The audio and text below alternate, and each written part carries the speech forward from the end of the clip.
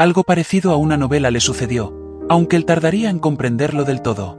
Cuando abrió los ojos aquella mañana, ya no habitaba su propia vida, habitaba una historia.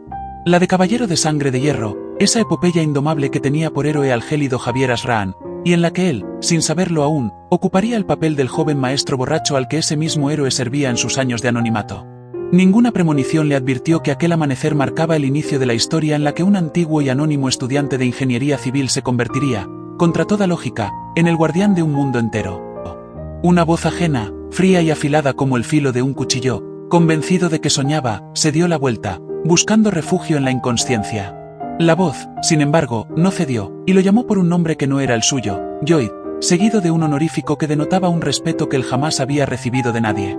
Aturdido, había un hombre de cabello plateado y rostro que jamás parecía haber conocido una sonrisa sincera.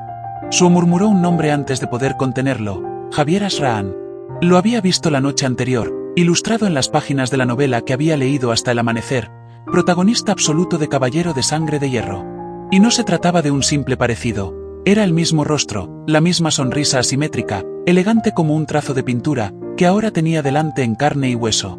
Javier respondió con un asomo de ironía, agradeciendo que por fin hubiera recordado su nombre, y su no pudo evitar pensar que bastaba mirarlo a la cara para adivinar cuán poco lo apreciaba. Cuando preguntó por qué estaba allí, el semblante de Javier se ensombreció apenas.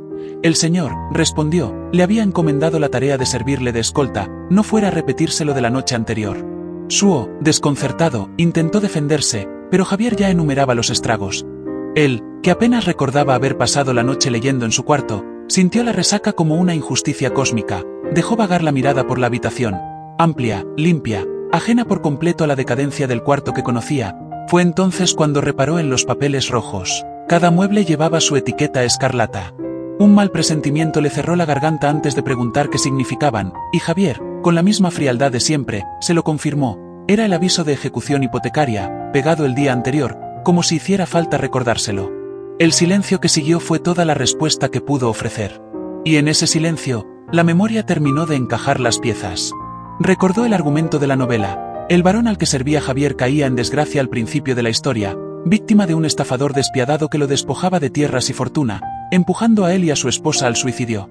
Y el hijo mayor del varón, Lloyd, enfermaba y moría poco después, consumido por el alcohol, mientras Javier erigía su tumba y abandonaba el territorio para siempre.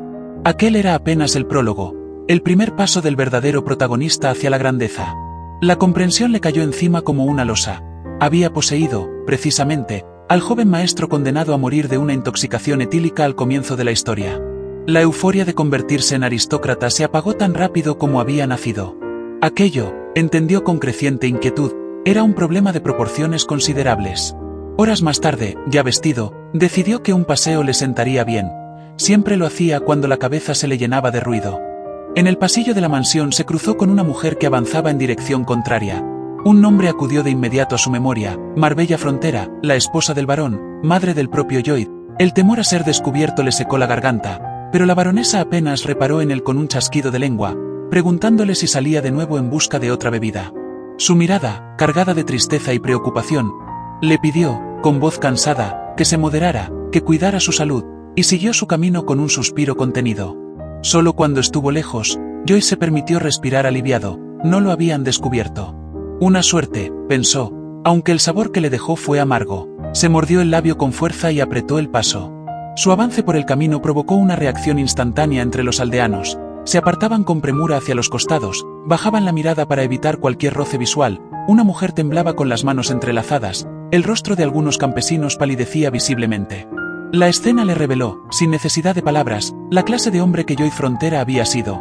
Violento en la embriaguez, propenso a destruir cuanto tocaba, cruel con sus subordinados hasta el maltrato físico y verbal. Lloyd continuó caminando, hasta detenerse frente a un edificio deteriorado que Javier identificó como la taberna, el lugar donde Lloyd pasaba más tiempo que en la propia mansión. Cuando anunció su intención de regresar sin entrar, la respuesta de Javier lo tomó por sorpresa. Se declaró decepcionado.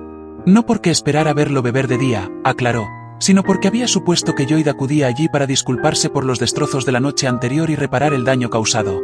Su decepción, entonces, nacía de verlo dar media vuelta sin asumir responsabilidad alguna, pues era deber de todo noble responder por sus actos y sostener con dignidad su posición.